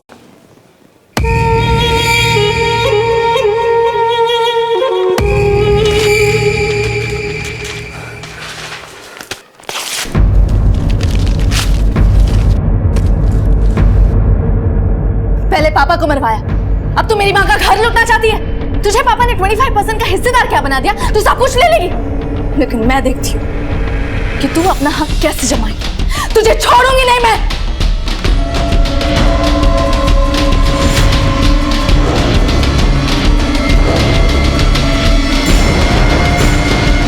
जयशंकर के रूम में सिर्फ तुम गई, तो जाहिर सी बात है कि जयशंकर के ग्लूकोज में जहर तुमने ही मिलाया होगा। अब सिर्फ इतना बता दो कि जयशंकर को मारने के लिए किसने पैसे दिए थे? नहीं सर, मैंने ऐसा कुछ भी नहीं किया सर। मैंने उनका रूटीन ग्लूकोज उनको लगाया था। मेरा यकीन कीजिए सर, मैं ये सब क्यों करूंगी? तुम ऐसे मुंह नहीं खोलोगी। ले चलो इसे पुलिस स्टेशन। नहीं सर, नहीं सर, नहीं सर, मैं बताती हूँ, इसमें हमारी सर कोई गलती नहीं है। सर हम लोग सारी दवाइयाँ स्टॉक में निकाल कर स्टोर रूम से नर्स स्टेशन लेके जाते हैं और वहाँ सारी दवाइयाँ हर मरीज के ट्रे में तैयार करते हैं। और सर जब भी ज़रूरत पड़ती है ना सर, तो हम वहाँ से लेके चले जाते हैं। और सर आज भी दोपहर में 1-1:30 बजे के करीब मैं जयशंकर जी के लिए ट्रे तैयार करके ICU में लेके गई थी सर। मुझे इससे ज़्यादा कुछ नहीं पता सर। स्टोर रूम और नर्स स्टेशन के बाहर CCTV है? हाँ सर, CCTV है सर। 12:30 बजे से लेकर 2 बजे तक की सारी CCTV फुटेज निकालो दोनों रूम की। Okay sir.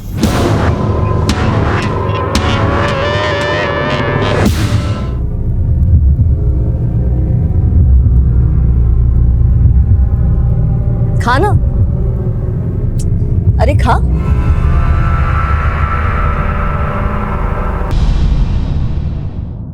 ये देखिए सर, इस लड़की ने जयशंकर की ट्रे में रखी ग्लूकोज में इंजेक्शन से कुछ मिला है, लेकिन पोजीशन की वजह से चेहरा ठीक से नहीं दिख रहा सर। जूम करो उसे। हॉस्पिटल के बाकी CCTV फुटेज देखते हैं, किसी न किसी कैमरा में उसे जरूर कैप्चर किया होगा।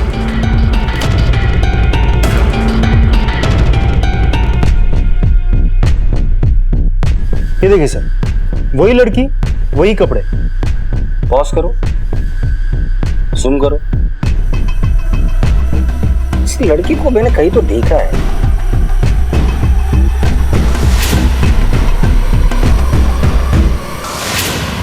यस, इस लड़की को मैंने बारात वाली वीडियो में देखा था। हॉस्पिटल का एंट्रेंस का CCTV लगाओ।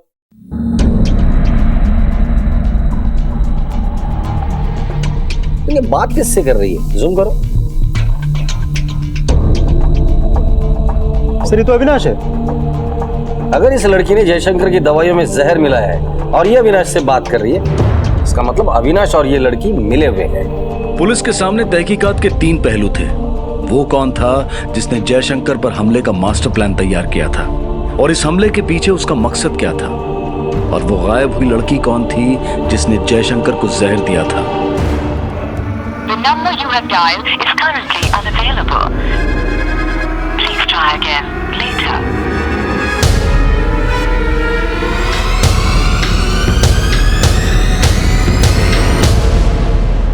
नहीं सर, मैं इसे नहीं जानता ये कौन है। अगर नहीं जानते तो इसके साथ हॉस्पिटल में बात क्या कर रहे थे? सर ये तो मुझसे किसी वार्ड नंबर के बारे में पूछ रही थी। इस लड़की को बारात के वीडियो में भी देखा गया है। इसी लड़की ने जयशंकर को हॉस्पिटल में जहर भी दिया है और यही लड़की तुम्हारे साथ हॉस्पिटल में बातें कर रही थी। क्या ये इत्तेफाक है? सर मुझे क्या पता कि ये लड़की बारात में क्या कर रही थी। सर मैं थोड़ी ना बारात लेके गया था, हो सकता है ये पल्लवी की तरफ से हो। सच बोल रहे थे? सर मैं सच ही कह रहा हूँ। इसे जानते हैं आप लोग? कभी देखा है? नहीं सर, इस लड़की को हमने कभी नहीं देखा है। नहीं सर। इस लड़की का और अविनाश का कोई ना कोई कनेक्शन तो जरूर है। मुझे शक है कि इसी लड़की ने बारात में जयशंकर पे गोली चलाई थी। विनय, इस अविनाश पे 24 घंटे नजर रखना। ये कहा जाता है किससे मिलता है, सारी डिटेल्स मुझे चाहिए। Okay sir. सर अविनाश के कॉल रिकॉर्ड से लेकर बैंक स्टेटमेंट तक सब कुछ खंगाल लिया, लेकिन देख के लगता नहीं कि उसने जयशंकर पे गोली चलाने के लिए कोई कॉन्ट्रैक्ट दिया होगा सर। हेलो। हेलो सर, मेरी बुआ को किसी ने मार दिया है और मेरा भाई भी गायब है। आप प्लीज जल्दी आ जाइए। क्या?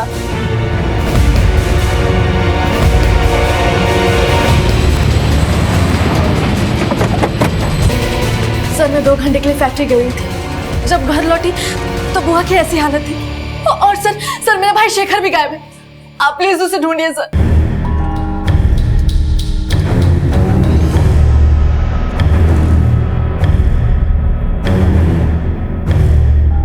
सर ये तो तेल की बोतल है।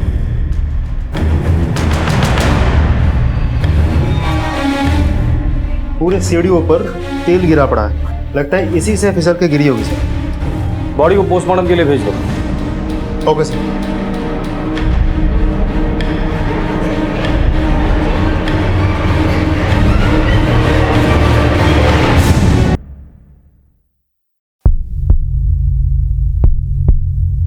शेखर क्या हुआ था?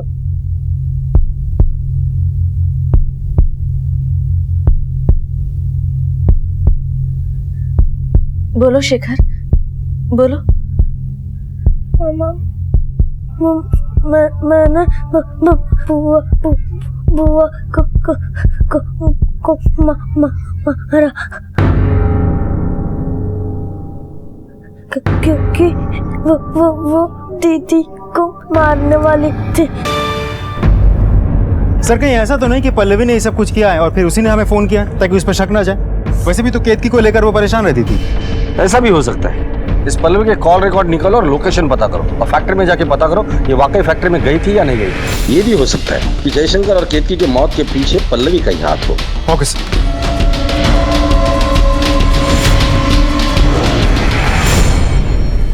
अविनाश के साथ देखी गई संदिग्ध औरत से क्या अविनाश वाकई अनजान था या फिर वो खुद भी इस साजिश का हिस्सा था, ये पता लगाने के लिए अविनाश पर भी नजर रखी जा रही थी और साथ ही ये भी पता लगाया जा रहा था कि वो शूटर कौन था जिसे जयशंकर पर गोली दागने का कॉन्ट्रैक्ट मिला था। Rakabganj police station, sub inspector Vinay Mishra. हाँ सर, मैं अब्दुल बोल रहा हूँ। बोल अब्दुल। सर, एक सुपारी किलर है गोपाल, हरदोई के आसपास छुपा हुआ है। सर आकर दबोच लीजिए, नहीं तो पंछी उड़ जाएगा। ठीक है।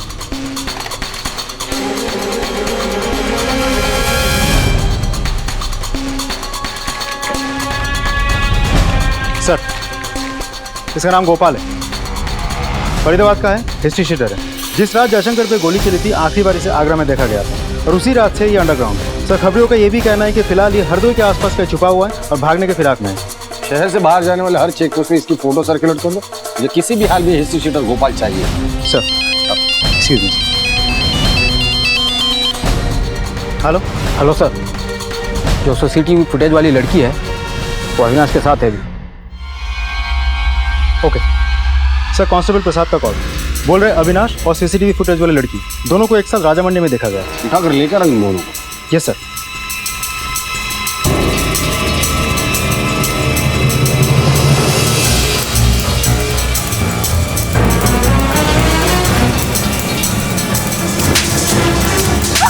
नहीं जानता इस लड़की को?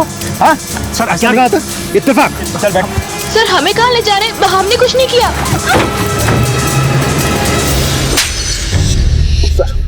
सीधे से मुंह खोलेगा या खातिरदारी कराऊं तेरी?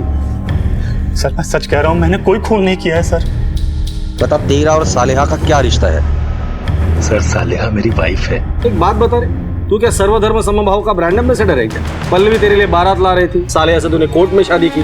कोई और भी है क्या जिसके साथ तूने चर्च में शादी की? नहीं सर, मैंने सिर्फ सालेहा से ही शादी की थी क्योंकि मैं और सालेहा कॉलेज के टाइम से एक दूसरे को बहुत पसंद करते थे। लेकिन मेरी माँ हमारे इस रिश्ते को कभी एक्सेप्ट नहीं करती क्योंकि सालेहा सर एक मुस्लिम लड़की है, इसलिए मैं और सालेहा ने जाकर के कोर्ट मैरिज कर लिया सर। इस उम्मीद पर कि सही वक्त देखकर अविनाश हमारे बारे में अपनी मम्मी को सब कुछ बता देगा। सर पल्लवी तो मुझसे शादी करने के लिए पिछले 2 साल से मेरे पीछे पड़ी हुई है, लेकिन मैं उसको भाव नहीं दे रहा था। एक दिन वो जिद में आकर के मेरी माँ से बात कर ली। मेरी माँ को तो पल्लवी पहले से ही पसंद थी, लेकिन उससे ज्यादा उन्हें उनके जायदाद का लालच था। देख अविनाश, आज ये रिश्ता खुद चल कर आया है, कैसे मना कर दूं? जयशंकर भाई साहब की सही वारिश तो पल्लवी ही होगी। शेखर तो वैसे भी डिपेंडेंट ही रहेगा। एक बार तूने हाँ बोल दी ना तो वो लोग तुझे फैक्ट्री सुपरवाइजर से जनरल मैनेजर की पोस्ट दे देंगे। लेकिन माँ, बस इस बारे में अब हम कोई बात नहीं करेंगे। सर मैं माँ को मना नहीं पाया, लेकिन मेरे पास एक प्लान था। सर पल्लवी थोड़ी जिद्दी किस्म की लड़की थी, तो मैंने सोचा कि 2-3 महीने में उसे किसी बहाने से मैं तलाक दे दूंगा और फिर सालेहा को माँ से मिलवा दूंगा, क्योंकि पल्लवी से शादी के गलत फैसले से दुखी मेरी माँ सालेहा को जरूर अपना लेती। अविनाश ने मुझे समझाने की बहुत कोशिश की, लेकिन मेरा मन नहीं माना और फिर उस रात में बारात में चली गई। ये गोली तूने ही कॉन्ट्रैक्ट किलर से चलवाई थी क्योंकि तुम्हें डर था कि अगर पल्लवी ने तलाक नहीं दिया तो क्या होगा, इसलिए जयशंकर पर तूने कॉन्ट्रैक्ट किलर से गोली चलवाई थी। नहीं सर, ये गलत है, मैंने किसी भी गोली नहीं चलवाई है। अच्छा, तो तेरी बीवी पल्लवी के बारात में क्या कर रही थी? मैं बताऊं, वो कॉन्ट्रैक्ट किलर को जयशंकर को दिखाने के लिए वहां गई थी। नहीं सर, मैंने गोली नहीं चलवाई।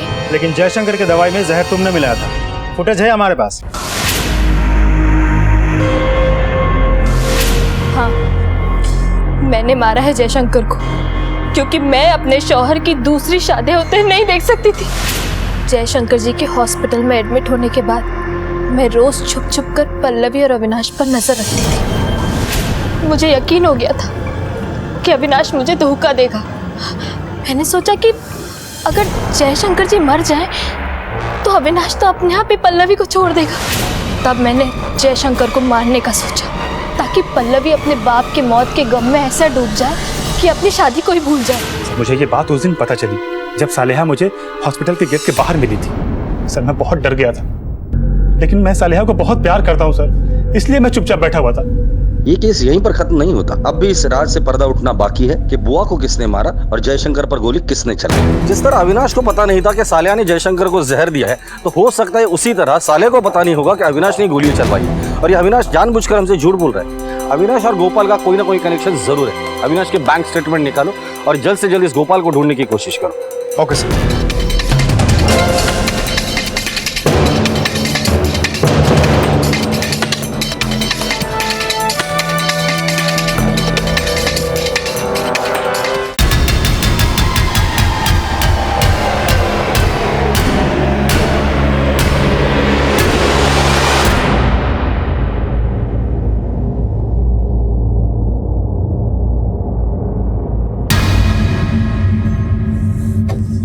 मुझे तुझसे ये उम्मीद नहीं थी। आज तेरी वजह से मेरे पापा नहीं रहे। तूने मुझे इतना बड़ा धोखा दिया। ऑलरेडी शादीशुदा तो हिम्मत करता, बता देता मुझे। इतना प्यार किया तुझे, क्या कमी थी मुझ में? लेकिन तूने धोखा दिया है मुझे, धोखा।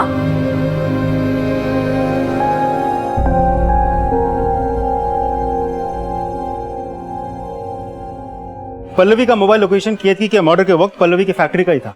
पल्लवी के फैक्ट्री का स्टाफ ने इस बात की पुष्टि की है कि उस वक्त वो अपने फैक्ट्री में ही थी। सर पोस्टमार्टम रिपोर्ट के हिसाब से केतकी की मौत शाम के 4 से 5 बजे के बीच हुई थी। और हैरानी वाली बात यह है कि सीढ़ियों से गिर के सर पे चोट लगने की वजह से मौत नहीं हुई थी सर, मौत हुई थी सफोकेशन की वजह से। इसका मतलब उसे गला घोट कर मारा गया? यस सर, किसी चीज से दबा के सांस रोक के उसे मारा गया।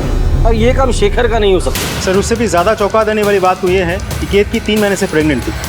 क्या? इसका मतलब केतकी के जिंदगी में कोई तो था, और ये पल्लवी जो बार बार हमें केतकी के बारे में बोल रही थी वो शायद सच हो सकता है। हाँ है ना मेरे पापा की दुश्मन। कौन? मेरी बुआ, क्योंकि सर वो जैसी दिखती है वैसी है नहीं। इस गुत्थी को सुलझाने के लिए हमें शेखर की मदद लेनी थी, क्योंकि वही उसके करीब था और उसी के साथ रहता था। रिमांड होम में बात करके शेखर के लिए साइकियाट्रिस्ट के अरेंजमेंट करो। सर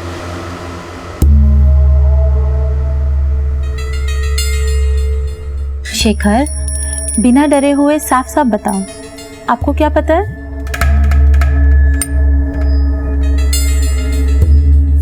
बोलो बेटा, देखो यहाँ पे कितने सारे लोग हैं आपके पास, बताओ। बुआ मुझे डराती थी ताकि मैं उसके सीक्रेट किसी को ना बोलूं। बुआ जब सीढ़ियों से गिर गई थी तब आप अलमारी में क्यों छुप गए थे? बुआ और कितने सारे लोग हैं आपके पास, बताओ। बुआ मुझे डराती थी ताकि मैं उसके सीक्रेट किसी को ना बोलूं। बुआ जब सीढ़ियों से गिर गई थी तब आप अलमारी में क्यों छुप गए थे? बुआ और वो मुझे अलमारी में बंद कर थी। बुआ और कौन? आज हम ये चैप्टर पढ़ेंगे, ठीक है? देखो 3 + 8 लिखो यहाँ पर, अब लिखो 4 + 5। पर मुझे तो ये चैप्टर नहीं पढ़ना। Doctor thank you very much. चलो आओ। विनय सर, उठाकर लेकर इस देव को। Okay sir. Sir sir sir sir sir sir कुछ नहीं किया सर।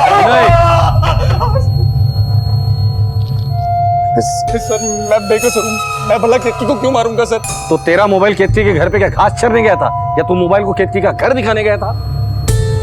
एक बात बता, तेरा और केतकी का अफेयर कब से चल रहा था? 5 महीने तो मिनिमम पकड़ के ही चल, क्योंकि केतकी 3 महीने की प्रेग्नेंट थी। Pregnancy sir? प्रेगनेंसी तुझे नहीं पता? सर मैं और केतकी 6 महीने से रिलेशनशिप में थे सर। मैं अपने मिडिल क्लास बैकग्राउंड और मम्मी के डिसिप्लिन से तंग आ चुका था सर। सर मैं भी दूसरे लड़कों की तरह अपनी जिंदगी एंजॉय करना चाहता था, इसीलिए सर मैंने जयशंकर अंकल से कह के शेखर के लिए पर्सनल ट्यूशन शुरू कर दी। मैंने केतकी के अकेलेपन को दूर। सर मुझे 1 महीने पहले पता चला कि वो प्रेग्नेंट है और उसने बच्चा गिराने के लिए मना कर दिया। सर वो मेरे पीछे पड़ी थी, मुझे फोर्स कर रही थी कि मैं उससे शादी कर लूँ, पर ये तो पॉसिबल नहीं है ना सर।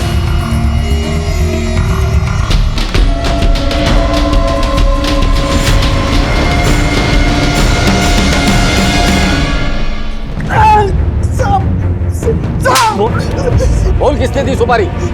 साहब एक औरत ने दी थी सुपारी, लेकिन मैं उसका नाम नहीं जानता साहब। किसने दी थी सुपारी?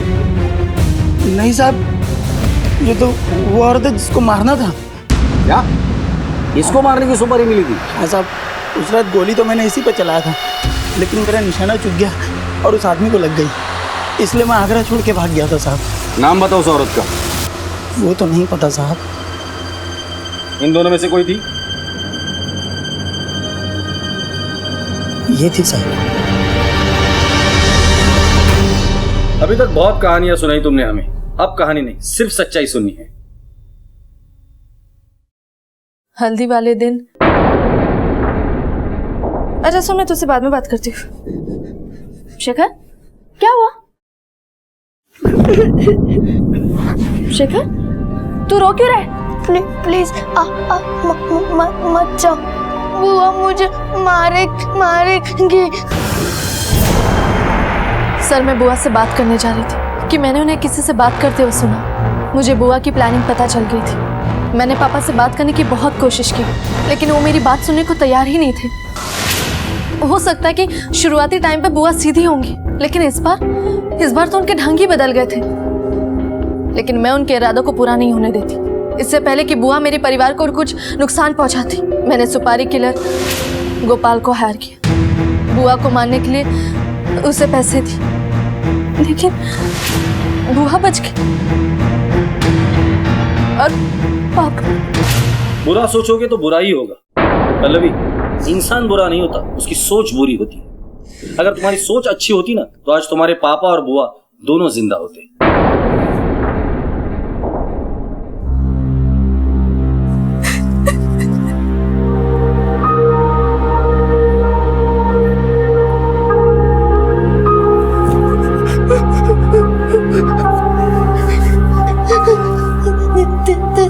दीदी मजा मुझे अच्छा नहीं लगता। हम हमेशा उम्मीद करते हैं कि हमारे बच्चे अपनी हर बात हमसे शेयर करें, लेकिन जब उनकी बातों को नजरअंदाज किया जाता है तो वो अक्सर ऐसे कदम उठा बैठते हैं जैसा कि पल्लवी ने उठाया। माना कि पल्लवी और शेखर हमेशा माँ के प्यार से वंचित रहे, लेकिन जयशंकर ना अच्छे पिता बन पाए, बल्कि अपनी बहन केतकी की हताशा की वजह भी बने, जिसने केतकी को उसके बच्चों को यातना देने के लिए उकसाया। और पल्लवी ने ऐसा कदम उठाया जो पूरे परिवार के बिखर जाने की वजह बन गया। ऐसा कई बार देखा गया है कि कई शानदार शादियां कुछ दिन भी नहीं टिक पाती और सीधे साधे विवाह खुशहाली की मिसाल कायम कर जाते हैं। जरूरत है सिर्फ जमीनी स्तर पर रिश्तों को दुरुस्त करने की। इसी विचार के साथ अब मैं अनूप सोनी आपसे विदा लेता हूं। फिर मुलाकात होगी अगले एपिसोड में एक और चौंका देने वाले केस के साथ।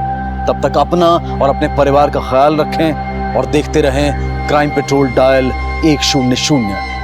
सवा के एक को सीख हम सबको। जय हिंद। CID के और भी मजेदार और सस्पेंस से जुड़े एपिसोड्स को देखने के लिए हमारे चैनल को सब्सक्राइब करें और बेल आइकॉन दबाना न भूलें।